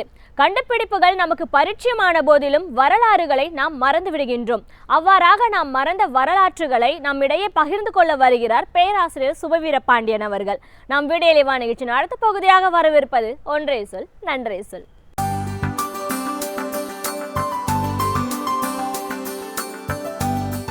அனைவருக்கும் என் அன்பு வணக்கம். தமிழ் இசை சங்கம் என்பது ஒரு குறிப்பிட்ட கட்டத்தில் தமிழ்நாட்டில் எழுந்த பேரியக்கம் என்று கூற வேண்டும். அதற்கு வெவ்வேறு விதமான பின்புலங்களும் காரணங்களும் இருந்தன. குறிப்பாக தமிழ் இசை சங்கத்தை தொடக்கி வைத்த பெருமை அண்ணாமலை அரசர் அவர்களை தான் சாரும். அதற்காக தமிழ் இனம் அவருக்கு என்றைக்கும் நன்றி கடன் பட்டிருக்கிறது. அது தொடங்குவதற்கு முன்னால் நடந்த சில நிகழ்ச்சிகளை பேராசிரியர் நன்னன் அவர்கள் தன் நூல் ஒன்றிலே குறிப்பிட்டிருக்கிறார். கலையும் கழையும் என்று ஒரு தலைப்பிலே அவர் மாணவர்களுக்காக எழுதியிருக்கிற ஒரு கட்டுரை. ஏகம் பதிப்பகம் அந்த நூலை வெளியிட்டிருக்கிறது. இந்த கலை என்பதும் கல்வி என்பதும் ஒரே அடிச்சொல்லிலே இருந்து வந்த சொற்கள் என்பதிலே இருந்து ஐயா நன்னன் அவர்கள் அந்த விளக்கத்தை தொடங்குகிறார். கல்வி என்றாலும் கலை என்றாலும் இரண்டு சொற்களுக்கும் வேறாக இருக்கிற சொல் கல் என்பதுதான், கற்றல் என்பதுதான் அடித்தளம். கல்வி என்றால் அதனை கற்றுக்கொள்ளுதல், கல் ஐ என்றால் அதனை அழகுடன் சேர்த்து கற்றுக்கொள்ளுதல் என்று அவர் பொருள் தருகிறார். ஒன்றை கற்றுக்கொள்ளுவதற்கும் அதை அழகியல் நயத்தோடு சேர்த்து கற்றுக்கொள்வதற்குமான வேறுபாடு தான் கல்விக்கும் கலைக்குமான வேறுபாடு. இரண்டுமே மிக நெருக்கமானவை தான். எந்த ஒன்றையும் ஒரு அழகு நயம் தோன்ற நாம் வெளிப்படுத்தினால் அது கலையாகிறது என்கிறார். அது மிக யதார்த்தமான உண்மையாக இருக்கிறது. எந்த ஒன்றையும் ஒரு இசையோடு ஒரு செய்தியை பாட்டாக இசையாக வெளியிடுகிற போது அது மக்களை சென்றடைகிறது. அதற்கு காரணம் அதிலே இருக்கிற அடிப்படை செய்திகளோடு ஒரு அழகும் சேர்க்கப்பட்டிருக்கிறது என்பதுதான். எனவே இசை என்பது கலைகளில் மிகச் சிறந்தது. ஆனால் அந்த இசை அன்றைக்கு சமஸ்கிருதத்திலேயும் தெலுங்கிலேயும் மட்டும்தான் அந்த கீர்த்தனைகள் இருந்தனவே தவிர அந்த தெலுங்கு கீர்த்தனைகளை தவிர தமிழில் பாடுகிறவர்கள் இல்லை. தமிழ் கீர்த்தனைகள் இருந்தாலும் அது மக்கள் மன்றத்திலே போய் சேரவில்லை. நாம் எல்லோரும் அறிந்த செய்தி, திருவையாற்றிலே நடந்த அந்த இசை விழாவில் இசை முரசு தண்டபாணி தேசிகர் அவர்கள் மேடையிலே அமர்ந்து பாடிய காரணத்தால் அந்த மேடை தீட்டாகிவிட்டது என்று சொல்லி அதனை கழுவி விட்டுவிட்டு அடுத்த இசைவாணர் பாடினார் என்று படித்திருக்கிறோம். அதனைத்தான் கடுமையாக விமர்சனம் செய்து தீட்டாயிடுத்து என்று தலைவர் கலைஞர் அவர்கள் அன்றைக்கு எழுதிய அந்த எழுத்தை ஐயா பெரியார் அவர்களே பாராட்டினார் என்று நாம் படித்திருக்கிறோம். எனவே அப்படி தீட்டானது ஒரு இடத்திலே மட்டுமல்ல, திருவையாறு தான் வெளியிலே சொல்லப்படுகிற செய்தி. அண்ணாமலை பல்கலைக்கழகத்திலும் அப்படி ஒன்று நடந்தது என்பதை ஐயா நன்னன் அவர்கள் எழுதியிருக்கிறார். அப்போது பேராசிரியர் நன்னன் அந்த பல்கலைக்கழகத்தில் மாணவராக இருந்திருக்கிறார். அங்கேயும் இசைமரசு தண்டபாணியார் அவர்களினுடைய பாடல்தான், ஆனால் தெலுங்கு கீர்த்தனைகளை பாடு, தமிழில் பாடாதே என்று சொல்லி ஒரு குறிப்பிட்ட சமூகத்தைச் சேர்ந்த மாணவர்கள் ஒரு பெரும் கூச்சல் ஆரவாரத்தை கிளப்ப அவருடைய இசை நிகழ்ச்சி அன்றைக்கு பாதியிலேயே நின்று போயிருக்கிறது. அப்போது தமிழின் மீது மாறாத ஆர்வம் கொண்ட இளைஞர்கள் பலர் சினத்துக்கு உள்ளாகி இருக்கிறார்கள். அதனைத் தொடர்ந்து இன்னொரு நிகழ்ச்சியும் நடைபெற்றிருக்கிறது. மாணவர்கள் மாணவியர்கள் விடுதியிலே நடந்த ஒரு விழாவில் தமிழ் இசையை கேலி செய்து சில நிகழ்ச்சிகள் அரங்கேறி இருக்கின்றன. இதையும் பார்த்ததற்கு பிறகு மாணவர்கள் ஏதாவது ஒன்று நாம் திருப்பி செய்தாக வேண்டும் என்கிற எண்ணத்தில் இருந்திருக்கிறார்கள். அப்போது அந்த ஆண்டு தெலுங்கு கீர்த்தனைகளில் ஒருவர் பாட, எப்படி தண்டபாணி தேசிகர் அவர்கள் பாடுகிற போது ஒரு குறிப்பிட்ட மாணவர்கள் அதனை எதிர்த்தார்களோ, அப்படி தெலுங்கு கீர்த்தனைகள் பாடுகிற போதும் பிற மொழிகளிலே பாடுகிற போதும் இந்த மாணவர்கள் அதற்கு எதிராக குழப்பம் செய்ய அந்த நிகழ்ச்சியும் பாதியிலேயே நின்று போய்விட்டது. அந்த கட்டத்திலே தான் அன்றைக்கு அண்ணாமலை பல்கலைக்கழகத்தின் வேந்தராக இருந்த அண்ணாமலை அரசர் அவர்கள் மாணவர்களெல்லாம் அழைத்து என்ன என்று எல்லாவற்றையும் கேட்டிருக்கிறார். செய்திகளை சொன்னதற்கு பிறகு அரசர் அண்ணாமலையார் மிக தெளிவாக சொல்லியிருக்கிறார், இது தமிழ்நாடு, தமிழ்நாட்டில் பாடக்கூடாது, தமிழ்நாட்டில் தமிழில் பாடக்கூடாது என்று யார் சொல்வது, இனிமேல் தமிழில் தான் இசை, எல்லோரும் போகலாம் என்று சொல்லிவிட்டுத்தான் அந்த தமிழ் இசை சங்கத்தை தொடக்கினார். இதுதான் அதனுடைய பின்புலம் என்று பேராசிரியர் நன்னன் அவர்கள் குறிப்பிடுகிற போதுதான் இப்படிப்பட்ட இன்னொரு வரலாற்று பின்புலமும் இருக்கிறது என்பதை நாம் அறிந்து கொள்ள முடிகிறது. எனவே தமிழ் இசை சங்கம் என்பது தமிழகத்திலே வளர்ந்தது, வேரூன்றியது, பல இடங்களுக்கும் பரவியது. மிகவும் பிற்காலத்திலே கூட மறைந்த ஐயா அருணாச்சலம் அவர்கள் தந்தை பெரியார் தமிழிசை மன்றம் என்று ஒன்றை நிறுவி அதன் மூலமாகவும் தமிழிசை பரப்பிய செய்திகளை நாம் அறிவோம். இது 20ஆம் நூற்றாண்டின் இறுதியில் நடந்தது. ஆனால் இவை இரண்டுமே எப்படி நடந்தன, எந்த அளவுக்கு செல்வாக்கு, ஏன் இன்னமும் தொடர முடியவில்லை என்பதெல்லாம் மிகப்பெரிய கேள்விகள். ஆனால் ஒன்றை நாம் குறித்து கொள்ள வேண்டும், தமிழ் இசை வந்தாலும் கூட அது பல நேரங்களில் தமிழ் உணர்வை ஊட்டுவதாக இல்லாமல் அதே பழைய புராண செய்திகளை தமிழில் பாடுவதாக இருக்கிறது என்கிற கவலையை ஐயா பெரியார் அவர்கள் வெளிப்படுத்தி இருக்கிறார். அதனை ஒரு சின்ன கதை மூலமாகவும் அவர் சொல்லியிருக்கிறார். அந்த கதையையும் பேராசிரியர் நன்னன் அவர்கள் தன் நூலிலே குறித்திருக்கிறார். ஒரு மருமகன் தன்னுடைய மாமியார் வீட்டுக்கு வந்தபோது பெரியார் மக்களிடத்தில் பேசுகிற போது மக்கள் மொழியில் மிக எளிமையாக சில கதைகளை சொல்லுவது உண்டு. அப்படி சொல்லப்பட்ட புகழ்பெற்ற கதைகளிலே ஒன்றுதான் இது. மருமகனை பார்த்துவிட்ட மாமியாருக்கு ஒன்று சங்கடமாக இருக்கிறது. அவனிடத்தில் சில நல்ல பழக்க வழக்கங்கள் இல்லை, ஒழுங்காக பல் தேய்த்திருக்கவில்லை என்பதை மாமியார் புரிந்து கொள்ளுகிறார். போய் பல் தேய்த்து விட்டு வா என்று மருமகனிடம் சொல்லுவது அவ்வளவு மரியாதையாக இருக்காது. எனவே அதற்காக தந்திரமாக கையில் ஒரு 5 காசு கொடுத்து, எங்கள் ஊரில் அப்போதெல்லாம் அவ்வளவுதான், எங்கள் ஊரில் கரும்பு ரொம்ப நல்லா இருக்கும், போய் மாப்பிள்ளை கொஞ்சம் கரும்பு சாப்பிட்டு வாங்க என்று சொல்லி அனுப்பி வைக்கிறாள். காரணம், கரும்பு சாப்பிட்டால் அந்த பல்லில் இருக்கிற அழுக்குகளெல்லாம் போய்விடும், துர்நாற்றம் போய்விடும் என்பதற்காக அப்படி சொல்லாமல் கரும்பு சாப்பிட்டு விட்டு வாருங்கள் என்று இப்படி சொல்லி அனுப்பி வைக்கிறாள். போன மருமகன் என்ன செய்கிறான் என்றால், போகிற வழியில் யாராவது ஒருவன் புண்ணாக்கு விற்று கொண்டிருக்கிறான், 5 பைசாவை கொடுத்து அந்த புண்ணாக்கை வாங்கி தின்றுவிட்டு ஏற்கனவே இருந்ததை விட இன்னமும் மோசமாக வந்து நிற்கிறான் என்று ஒரு கதையை சொல்லிவிட்டு, இந்த கதையை ஐயா பெரியார் அவர்கள் எதற்காக சொல்வார் என்றால், இவர்கள் வடமொழியிலும் பிற மொழிகளிலும் பாடுகிறார்கள், தமிழில் பாடவில்லை. எனவே தமிழில் பாட வேண்டும் என்று போராட்டமெல்லாம் நடத்தி தமிழ் இசை சங்கத்தை உருவாக்கினால் தமிழ் இசையில் மறுபடியும் அதே குப்பை கூடங்களைத்தான் பாடிக்கொண்டிருக்கிறார்கள். ஒப்பிட்டு பார்த்தால் இதற்கு அதுவே குற்றமில்லை என்று தோன்றுகிறது என்று சொல்லுவார். இந்த செய்திகளையெல்லாம் தொகுத்தும் சுவைபடவும் பேராசிரியர் நன்னன் அவர்கள் தன் நூலிலே தந்திருக்கிறார்.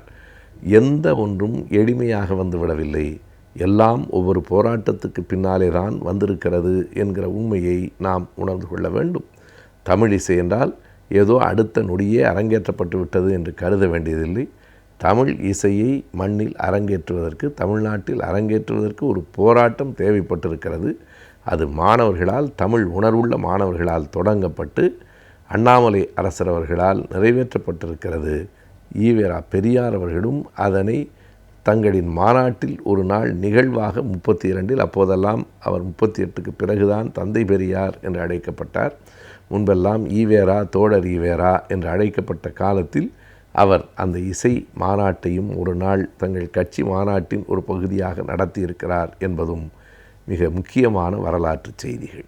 இந்தியா போன்ற வளர்ந்து வரும் நாடுகளில் சேமிப்பு என்பது மிகவும் அவசியமாகின்றது. அந்த வகையில் நாம் எவ்வாறு முதலீடு செய்யலாம் என்பதை பற்றியும் எவ்வாறு நாம் வணிகம் செய்யலாம் என்பதை பற்றியும் இன்றைய ஆலோசனை நேரத்தில் பார்க்கலாம். நம் விடையிலேவா நிகழ்ச்சியின் அடுத்த பகுதியாக வரவிருப்பது ஆலோசனை நேரம்.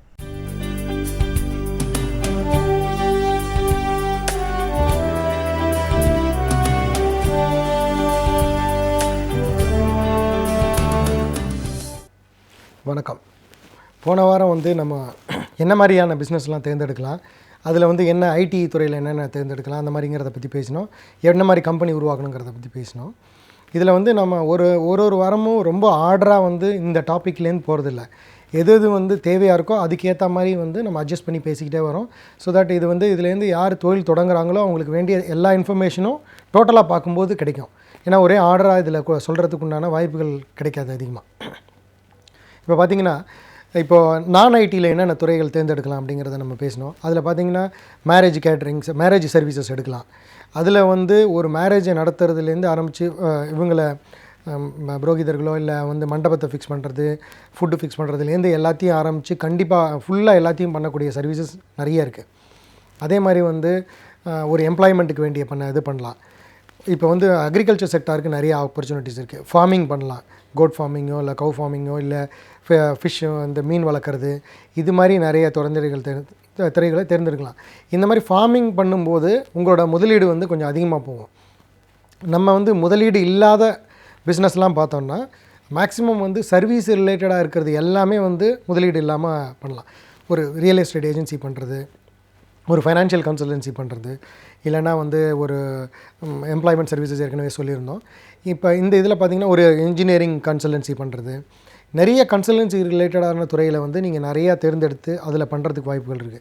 சரி, ஒன்ஸ் நீங்கள் இந்த மாதிரி ஒரு செக்டார், ஐடி செக்டார், நான் ஐடி செக்டார், இதில் நிறையா இருக்குது. என்ன மாதிரி பிஸ்னஸ் பண்ணலாம்? இதில் பார்த்திங்கன்னா 2 டைப் ஒன்று சொல்லுவோம். ஒன்று B2Bன்னு சொல்லுவோம், பிஸ்னஸ் டு பிஸ்னஸ். இன்னொன்று B2C. B2Cனா பிஸ்னஸ் டு கன்சியூமர். இது ரெண்டுத்துக்கும் என்ன டிஃப்ரென்ஸ்னா, வெறும் வேர்டு தான் இதில் முக்கியம். அதாவது வேர்டு தான் இதை பற்றின விஷயங்களை சொல்கிறதுக்கு தான். 100% இந்த வேர்டை வச்சு தான் நம்ம பேசணுங்கிறது இல்லை. பிஸ்னஸ் டு கன்சியூமர் அப்படின்னா என்ன அர்த்தம்னா, ஒரு பொருளை ஒரு கம்பெனி விற்கிறாங்க, டைரெக்டாக அதை ஒரு கஸ்டமர் வாங்குகிறாங்க. அப்படின்னீங்கன்னா ஒரு கடையில் போய் நீங்கள் வாங்குறீங்க, நீல்கிரிஸ், ரிலையன்ஸு, எங்கே போய் வாங்கினீங்கனாலும் அதை டைரெக்டாக நீங்கள் வாங்கும்போது இது பிஸ்னஸ்லேருந்து கன்சியூமருக்கு டைரெக்டாக வரக்கூடிய விஷயங்கள். பிஸ்னஸ் டு பிஸ்னஸ்னால் ஒருத்தர் ஃபுட் பிஸ்னஸ் பண்ணுறாரு, அவர் ஃபுட் இன்க்ரீடியன்ட்ஸ் கொடுக்குற ஒருத்தர்கிட்ட வாங்குறாரு ப்ராடக்ட்டை. அப்படி அந்த மாதிரி பார்க்கும்போது இது டைரெக்டாக கஸ்டமர், சிங்கிள் கஸ்டமர் கிடையாது. இது பிஸ்னஸ் டு பிஸ்னஸ் ஆகும். இப்போ நீங்கள் உங்களோட தொழிலை தேர்ந்தெடுக்கும்போது நீங்கள் B2B பண்ண போகிறீங்களா இல்லை B2C பண்ண போகிறீங்களாங்கிறதையும் கண்டிப்பாக தீர்மானம் பண்ணிக்கணும். ஸோ B2C பண்ண போகிறீங்க அப்படின்னீங்கன்னா உங்களுக்கு என்ன துறையை தேர்ந்தெடுக்கிறீங்க, இதுக்கு இந்த பிஸ்னஸில் என்னென்ன பண்ண போகிறீங்க, இதுக்கு யாரெல்லாம் கஸ்டமராக இருப்பாங்க, கஸ்டமர் உங்களுக்கு தெரிஞ்ச கஸ்டமரா இல்லை அன்னோன் கஸ்டமரா, அன்னோன் கஸ்டமராக இருந்ததுன்னா அந்த அன்னோன் கஸ்டமரை எப்படி உள்ளே கொண்டு வர போகிறீங்க, அந்த உன்னோன் கொண்டு வரத்துக்கு என்ன மாதிரியான மார்க்கெட்டிங் யுக்திகள்லாம் கொண்டு வர போகிறீங்க, இது வரைக்கும் மார்க்கெட்டிங் யுக்திகள் பண்ணுறதுக்கு என்னென்ன பணத்தை வச்சுக்கணும், எவ்வளோ தூரத்துக்கு வச்சுக்கணுங்கிற பிளான் தான் நம்ம ஏற்கனவே சொன்ன business plan and financial plan. இது இல்லாமல் பண்ணும்போது நிறைய பேர் என்ன பண்ணியிருப்பாங்க, நான் ஒரு பிஸ்னஸ் ஆரம்பிக்க போகிறேன், ஒரு எம்ப்ளாய்மெண்ட்டில் இருந்திருப்பாங்க, விட்டுருப்பாங்க. அவங்களுக்கு ஏற்கனவே கொஞ்சம் கான்டாக்ட்ஸ் இருந்திருக்கும்.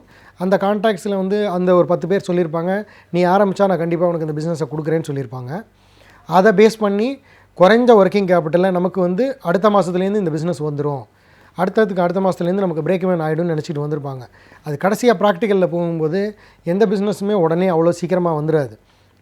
ஏன் வந்துடாதுன்னா, ஏற்கனவே நம்பிக்கை கொடுத்தவங்க வேணும்னு நம்பிக்கையை இது பண்ணுற மாதிரி சொல்லியிருக்க மாட்டாங்க. அந்த டைமில் அவங்களால டிசிஷன் எடுக்க முடியாமல் போகும். ஏன்னா அவங்க வேறு யாரையோ டிபெண்ட் பண்ணியிருந்திருப்பாங்க, இல்லை அவங்களோட பாஸ் கிட்ட கேட்கணும், ஏதோ ஒன்று நடந்திருக்கும். ஸோ அதனால் டகார்னு ஒரு பிஸ்னஸை சேஞ்ச் பண்ணி வேறு ஒரு இடத்துல பண்ணிக்கிட்டு இருக்கிறவங்கள உடனடியாக மாற்றுறதுங்கிறது பாசிபிளே கிடையாது. சேல்ஸில் எல்லோரும் சேல்ஸுங்கிறது ஈஸின்னு நினச்சிக்கிட்டு இருந்தாங்கன்னா இருக்கிறதுலே கஷ்டமான விஷயம் சேல்ஸ் தான். ஏன்னா அதை வந்து நம்ம மனசுக்குள்ளே ஓகே இது பண்ணிடலாம், அடுத்த மாதத்துலேருந்து நம்ம அவங்களுக்கு கொடுத்துருவாங்க, நம்ம 3ஆவது மாதத்துலேருந்து ப்ராஃபிட் வந்துடும், 1 இயரில் நம்ம அடுத்த லெவலுக்கு போயிடுவோங்கிறதெல்லாம் வந்து அதிகப்படியான ஆசையாகிடும். அது வந்து நம்பிக்கை இருக்கலாம், ஆனால் அந்த நம்பிக்கைக்கு ஈக்குவலாக நம்ம பிளானிங்கும் இருக்கணும். பிளானிங்னா இது நடக்கலைன்னா என்ன நடக்கும், என்ன பண்ண போகிறோம், அதுக்கு ஃபைனான்ஷியல் எங்கே இருக்குது அப்படிங்கிற பிளான் எல்லாம் இதில் நம்ம கொண்டு வந்துக்கணும். ஸோ இப்போ எகைன் வந்து B2B B2C அப்படி பற்றி பேசினோம்.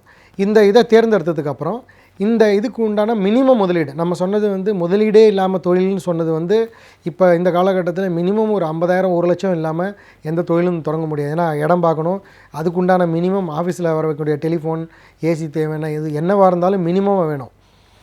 ஒரு ஈவன் வந்து ட்ரை கிளீனிங் ஷாப்போ இல்லை வந்து ஒரு துணி இது வாஷ் பண்ணுறது அந்த மாதிரி ஷாப் வச்சுருந்தா கூட என்ன பிஸ்னஸாக இருந்தாலுமே மினிமம் முதலீடு இல்லாமல் பண்ண முடியாது. ஸோ அதனால் அந்த மினிமம் முதலீடுங்கிறத வச்சுக்கிட்டு நம்ம பெரிய முதலீடை பற்றி பேசலப்போ. அப்படி பேசும்போது இந்த 1 லட்ச ரூபாய்க்கு நீங்கள் ஆரம்பிக்கிறீங்கன்னா அந்த 1 லட்ச ரூபா கேபிட்டலை போட்டு இந்த பிஸ்னஸ் டு பிஸ்னஸோ இல்லை B2B என்ன பண்ண போகிறீங்கிறத தேர்ந்தெடுத்ததுக்கப்புறம் அதுக்குண்டான கம்பெனியை உருவாக்கி அந்த கம்பெனிக்குள்ளே கம்பெனியோ இல்லை சிங்கிள் ஓனர்ஷிப்போ எதுலேயோ அதுக்குள்ளே பணத்தை போட்டு அது வழியாக அதுக்குண்டான மெஷினரியோ அதுக்குண்டான இடத்துக்கு வாடகையோ அதுக்குண்டான பீப்புளுக்கு சேலரியோ கொடுத்தீங்கன்னா அடுத்தது போகும்போது ஈஸியாக இருக்கும். அதே மாதிரி வந்து பழைய வாரங்கள் இதுக்கு முன்னாடி பேசின வாரங்களில் சொல்லியிருந்தோம், கண்டிப்பாக ஒர்க்கிங் கேபிட்டலை 1 வருஷத்துக்காக பிளான் பண்ணி வச்சுக்கோங்க. 3 மாதம் 4 மாதத்துக்கு எந்த விதமான இதுவும் பண்ணிவிட்டு பின்னாடி ப்ராப்ளத்தில் ஃபேஸ் பண்ணக்கூடாது. ஸோ இதெல்லாம் பண்ணியாச்சு. ஒன்ஸ் கம்பெனி ஸ்டார்ட் பண்ணிட்டீங்க, பிஸ்னஸ் டு பிஸ்னஸ் என்னவோ டிசைட் பண்ணிட்டீங்க, இதில் இருக்க நம்ம சொன்ன சர்வீஸ் செக்டாரோ இல்லை மேனுஃபேக்சரிங் செக்டாரோ இல்லைன்னா வந்து ஐடி செக்டாரோ. ஐடி செக்டாரில் வந்து இன்னும் இப்போ இருக்கிற மார்க்கெட்டில் பார்த்திங்கன்னா ரொம்ப ஃபாஸ்ட் க்ரோத் இருக்கக்கூடிய பிஸ்னஸ்லாம் பார்த்திங்கன்னா இ-காமர்ஸ் பிஸ்னஸ். இ-காமர்ஸ் பிஸ்னஸ்ங்கிறது அதுலேயும் வந்து பிஸ்னஸ் டு பிஸ்னஸ் இருக்குது, பிஸ்னஸ் டு கன்சூமர் இருக்குது. ஸோ அதில் இருக்கிற இப்போ இ-காமர்ஸ் பிஸ்னஸில் உங்களோட மாடல் வந்து நீங்கள் நல்லபடியாக தேர்ந்தெடுக்கிறீங்க, உங்களுக்கு வந்து ஹை டிமாண்ட் இருக்கக்கூடிய ஒரு பிஸ்னஸை இ-காமர்ஸ் வழியாக நீங்கள் தேர்ந்தெடுக்கிறீங்கன்னா கண்டிப்பாக உங்களோட க்ரோத் வந்து ஒரு வருஷத்துக்கு 1000% கூட போகும். ஆனால் இதே மேனுஃபேக்சரிங் செக்டாரில் ஒரு பிஸ்னஸை நீங்கள் ஆரம்பிக்கிறீங்கன்னா உங்களோட முதலீடு அதிகமாக போகும், க்ரோத் வந்து ஒரு வருஷத்துக்கு 1000%லாம் வர முடியாது. ஏன்னா எல்லாத்தையும் நம்ம கம்பேர் பண்ண முடியாது. ஏன் அப்படின்னா எல்லாருமே ஐடியில் போய் இ-காமர்ஸ் பிஸ்னஸ் பண்ணலாமா அப்படின்னிங்கன்னா அதனால தான் நிறைய பேருக்கு ஃபெயிலியரும் ஆகுது இ-காமர்ஸ் பிஸ்னஸில். ஏன் மேனுஃபேக்சரிங் கம்பெனிஸில் வந்து நிறைய பேர் சஸ்டைன் பண்ணி கண்டினியூஸாக ஓடுறாங்கன்னா அதோட க்ரோத் வந்து ஒரே மாதிரியே இருந்துக்கும், ஆவரேஜாக போயிட்டுருக்கும். ஸோ அவங்கவுங்களுக்கு தேர்ந்தெடுக்க மாதிரி என்ன சுச்சுவேஷன் இருக்கோ அதுக்குண்டான பிஸ்னஸை இந்த 3 லெவலில் சர்வீஸ், ஐடி, நான் ஐடினா மேனுஃபேக்சரிங் இண்டஸ்ட்ரீஸ், இந்த 3த்துக்குள்ளே ஒன்று தேர்ந்தெடுத்துக்கிட்டு அவங்களோட முதலீடு கெப்பாசிட்டிக்கு ஏற்ற மாதிரி நம்ம எடுக்கணும். இதுக்கு அடுத்தது என்ன பண்ணணும், ஒன்ஸ் ஃபைனான்ஷியல் பிளானிங் எடுத்தாச்சு, கம்பெனி முடிஞ்சு போச்சு, கம்பெனியோட B2B B2C சூஸ் பண்ணிட்டோம். இப்போ நம்ம கேபிட்டல் போட போகிறோம். எனி டைம் நீங்கள் வந்து பேங்க்கில் போய் கடன் வாங்கணும். எந்த பிஸ்னஸாக இருந்தாலும் உங்கள் முதலீடு எவ்வளோ இருக்கோ அதுக்கு மேலே 1 மடங்கோ இல்லை 2 மடங்கோ பேங்க்கில் வந்து வாங்கக்கூடியதுக்கு உண்டான வாய்ப்புகள் இருக்குது. அதுக்குண்டான பிஸ்னஸ் பிளான் கரெக்டாக இருக்கணும், ஃபைனான்ஷியல் க்ளோஷர் கரெக்டாக பண்ணி வச்சுருக்கணும்.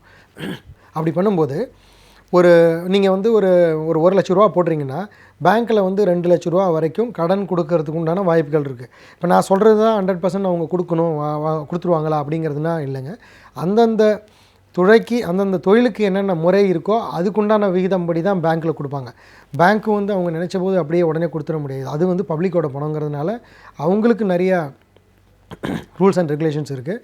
ஸோ அதெல்லாம் பார்த்து தான் அவங்க பண்ண முடியும். ஸோ அப்போ வந்து பார்த்ததுக்கப்புறம் நீங்கள் ஒரு 1 லட்ச ரூபா முதலீடு போடுறீங்க. அப்போ அந்த 1 லட்ச ரூபா போட்டதுக்கப்புறம் 2 லட்ச ரூபாய்க்கு உண்டான பேங்க்கில் ஒர்க்கிங் கேபிட்டலை வாங்குறீங்க. இப்போ இந்த இதை வச்சு தான் அடுத்த ஸ்டெப்புக்குள்ளே நீங்கள் போகணும். ஸோ இதில் போகும்போது இதில் வந்து இந்த பேங்க் ஃபண்டிங்கில் என்னென்ன டைப் இருக்குது, இப்போ வந்து இந்த வாரம் வந்து ஸ்மாலாக பார்த்துப்போம்.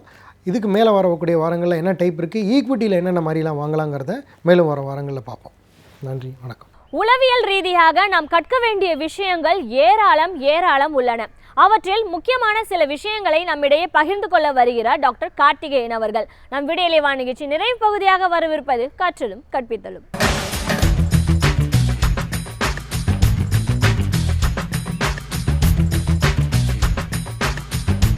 வணக்கம். நம்ம நிகழ்ச்சியில் தொடர்ந்து அதாவது மனித வளம், வேலைவாய்ப்பு, உளவியல், அதேமாதிரி பணியிடம் சார்ந்த உளவியல், இதை பற்றி தான் பேசிக்கிட்டு இருக்கோம். வேலைவாய்ப்பை பற்றி தொடர்ந்து பேசினாலும் அதை பற்றிய கேள்விகள் முடிகிறதே கிடையாது. பல சமயங்களில் வந்து எல்லாரும் சொல்கிற விஷயம், ஒரு பக்கம் ஆளுக்கு வேலை இல்லை, இன்னொரு பக்கம் வேலைக்கு ஆள் இல்லை அப்படிங்கிறது. இது அதிகமாக உணரக்கூடிய இடம் எதுன்னு கேட்டிங்கன்னா ஆங்கிலத்தில் சொல்கிறாங்க பாட்டம் ஆஃப் த பிரமிட் அப்படிங்கிறாங்க. அடிமட்ட தொழில் எல்லாத்துலேயுமே ஆட்கள் இல்லை அப்படிங்கிறத நம்ம திரும்ப திரும்ப சொல்லிக்கிட்டும் கேட்டுக்கிட்டும் இருக்கிற ஒரு விஷயம். இந்தியா மாதிரி ஒரு நாட்டில் இந்த அளவுக்கு ஜனத்தொகை இருந்தும் ஆள் இல்லை அப்படின்னு சொல்கிறது வந்து என்னை பொறுத்த வரைக்கும் எனது குரூரமான ஒரு நகைச்சுவை தான் அது. இத்தனை வருடங்கள் ஆண்டும் இன்றைக்கும் வந்து ஆள் இல்லை அப்படின்னு இந்தியாவில் சொல்கிறாங்க. அப்படின்னு இந்தியாவிலையும் சைனாலையும் ஆள் இல்லைங்கிற வார்த்தை சொல்லவே கூடாது. அப்போது நாம் எதிர்பார்க்குற மாதிரி ஆட்கள் இல்லை அப்படின்னு வேணால் சொல்லலாம். ஆள் இல்லைன்னு சொல்லவே முடியாது. வேலைக்கு ஆள் இல்லை, இன்றைக்கி எந்த தொழில் கேட்டாலும் சொல்லுவாங்க வேலைக்கு ஆள் இல்லை, ஆள் கிடைக்கிறது இல்லை. எங்கே வேணால் விவசாயத்துலேருந்து ஆரம்பிச்சிங்கன்னா எல்லா தொழிலகத்துலேயும் சொல்லக்கூடிய விஷயங்கள் நீ ஆட்கள் கிடைக்கிறது தான் ரொம்ப சிரமமாக இருக்குது அப்படின்னு. ஏற்கனவே நான் சொல்லியிருக்கேன், ஒரு வேலைக்கு ஆள் அப்படின்னு தேர்ந்தெடுக்கும் பொழுது அவர்கள் என்னென்னலாம் பார்க்குறாங்கன்னா, அதாவது நாலேஜ்னு சொல்லக்கூடிய ஒரு அறிவு, ஸ்கில்னு சொல்லக்கூடிய திறன், ஆட்டிடியூட்னு சொல்லக்கூடிய மனோபாவம், இதுதான் வந்து 3 பார்க்குறாங்க. இதில் உங்களுடைய அதாவது கல்வி, அந்த கல்வி தான் வந்து அறிவை கொடுக்குதுங்கிற நம்பிக்கையில் சான்றிதழ்கள், அடிப்படையான மதிப்பெண்கள் இதையெல்லாம் வச்சு கட் ஆஃப் வைக்கிறது காரணம் அதுதான். இந்த கோர்ஸ் படிச்சிருக்கணும் அப்படிங்கிறதுக்கு. அடுத்த 2 விஷயங்கள் முக்கியமானது. அதாவது திறன்கிறது செய்து காட்டக்கூடிய விஷயங்கள், டெமான்ஸ்ட்ரேட்டபிள் ஸ்கில்ஸ் அப்படிங்கிறோம். ஆட்டிடியூடுங்கிறது மனோபாவம் சார்ந்த விஷயங்கள். இப்போது எங்கே வேலை அதிகமாக இருக்குது அப்படின்னு கேட்டிங்கன்னா, இந்த ஸ்கில்லுங்கிற இடத்துல தான் வந்து நம்ம தேங்கி போகிறதுக்கான காரணம். அதாவது அறிவு என்று சொல்லக்கூடிய நாலேஜ் இருக்குதா இல்லையான்னு தெரியல, ஆனால் நிறைய பட்டப்படிப்பு வந்துடுச்சு. அது நேரடியாக நாம் செய்கிற வேலைக்கு தொடர்பு இருக்கான்னு பார்த்தா தொடர்பு இல்லை, அதுதான் உண்மை. அப்போது வேலைக்கு ஏற்றபடியான ஒரு பட்டம் இல்லை, அது பட்டயமோ இல்லை ஏதாவது ஒன்று சான்றிதழோ சம்மந்தப்பட்ட விஷயங்கள் இல்லை. படிச்சுட்டு இவங்க வர்றாங்க, அவங்களுடைய எதிர்பார்ப்புகளுக்கு ஏற்ற வேலைகள் இல்லை இல்லையா. அதாவது எப்படின்னு பார்த்தீங்கன்னா, முக்கோணத்தை பார்த்திங்கன்னா மேலே வந்து இதுவாக கூர்மையாக இருக்கும், கீழே வந்து இதுவாக அகலமாக இருக்கும். என்ன அர்த்தம் அப்படின்னா, அடிமட்டத்திற்கு ஆட்கள் அதிகமாகவும் மேலே செல்ல ஆட்கள் குறைவாகவும் இருக்கணும். அப்போது இதனுடைய அடிப்படையில் தான் கல்வி திட்டமாக அமைஞ்சிருக்கணும். எப்படின்னு கேட்டிங்கன்னா, அடிமட்ட தொழில்கள் செய்வதற்கான ஒரு கல்வியை, தொழில் கல்வியை ரொம்ப அதிக அளவிலும் அப்படியே படிப்படியாக குறைத்து அந்த மேலே இருக்கக்கூடிய உயர்கல்விக்கு குறைந்த ஆட்களும் வரணும். ஆனால் இன்றைக்கி நடந்துகிட்ருக்கிறது என்னன்னு கேட்டிங்கன்னா, எல்லாமே வந்து மேலே நிறையா தயார் பண்ணுறதுக்காக. இப்போ நம்ம இதை பற்றி நிறையா பேசியிருக்கோம், ஏற்கனவே பேசியிருக்கோம். ஒரு 500க்கும் அதிகமான இன்ஜினியரிங் காலேஜ் இருக்குது. அதேமாதிரி மேல் படிப்புக்கு முக்கியத்துவம் கொடுத்து அதற்கு நிறைய செலவு பண்ணியிருக்கோம். ஐஐடியிலேருந்து பெரிய பெரிய இதெல்லாம் நிறுவனங்கள் வச்சுருக்கோம். அவங்க யாருக்கு கடைசியில் போகிறாங்கன்னா, வெளிநாடுகளுக்கு போகிறாங்க, பெரிய நிறுவனங்களுக்கு போகிறாங்க, நகரங்களுக்கு போகிறாங்க. ஆனால் அதிகமாக எங்கே தேவைப்படுறோம் அப்படின்னா, இன்றைக்கு நமக்கு ஆட்கள் அதிகமாக தேவைப்படுற இடங்கள் வந்து இது கட்டுமான பணிகளுக்கு தேவைப்படுது, வீட்டில் செய்யக்கூடிய வேலைகளுக்கு நிறையா தேவைப்படுது, கைகளால் செய்யக்கூடிய வேலைகள் அதுக்கு நிறையா தேவைப்படுது. இப்போ நம்ம வந்து ஒரு வளர்ந்த நாடும் கிடையாது. அதாவது இப்போ வளர்ந்த நாடுகளில் பார்த்திங்கன்னா இந்த மாதிரி வேலைகளுக்கு நிறைய பணம் கொடுத்து ஆட்களை கூட்டிகிட்டு வருவாங்க. இப்போ வந்து அதாவது உதாரணத்துக்கு ஒரு கார் ஓட்டணும் அப்படின்னா அங்கே கொடுக்கக்கூடிய சம்பளம் வந்து ஒரு இன்ஜினியர் சம்பளத்தோடு அதிகமாக இருக்கும். இங்கேயும் அந்த நிலைமை வந்துடுச்சு, அது வேறு விஷயம். ஆனால் ரொம்ப அதிகம், அதாவது கைகளால் செய்யக்கூடிய வேலைகளை செய்பவர்களுக்கு அங்கே ரொம்ப அதிகம். இங்கே என்ன பண்ணுறோம், நம்ம சம்பளத்தையும் கம்மியாக வச்சிடுறோம். அதே நேரத்தில் என்ன பண்ணுறோன்னா, ஆட்களுக்கு எந்த இதுவும் கிடையாது, அவங்களுக்கு பேக்ரவுண்ட் கிடையாது. நீங்கள் போய் இப்போ உங்களுக்கு வேணும், ஒரு ப்ளம்பர் வேணும், ஒரு 1000 ப்ளம்பர் வேணும்னா நீங்கள் 1000 ப்ளம்பர் எங்கே போய் தேடுவீங்க? 1000 இன்ஜினியர் வேணால் நீங்கள் டக்குன்னு பேப்பரில் அட்வர்டைஸ் பண்ண முடியும். இல்லாட்டி ஒரு இவங்க கார்பென்ட்ரி செஞ்சவங்க, தட்டச்சு செய்தவர்கள், உங்களுக்கு இது நீங்கள் தச்சு வேலை செய்கிறவங்க, அவங்களுக்கு தச்சு வேலை செய்கிறவங்க அப்படின்னா ஒரு 1000 பேர் எங்கே போக முடியும்? அந்த மாதிரி நம்மளுக்கு இது இல்லை, மாஸ் நம்பர்ஸ்க்கு இல்லை. காரணம், அந்த மாதிரி டேட்டா பேஸ் நம்ம டெவலப் பண்ணல. ஆனால் ஒவ்வொரு தொழில்கூடத்துலேயும் அதிகமாக யார் தேவைப்படுறாங்கன்னா கடைநிலை இருக்கக்கூடியவர்கள் தான். அப்போ அவர்களுக்கு என்ன தேவைன்னா, அதற்கான படிப்பு, அதற்கான பட்டயம், அதற்கான அங்கீகாரம், அதற்கான சம்பளம், அதற்கான மரியாதை கொடுக்கும் பொழுது அந்த இடத்துல தொழில் நல்லா வருது. இப்போ இந்தியாவினுடைய வாய்ப்பு அப்படின்னா நம்முடைய ஜனத்தொகை.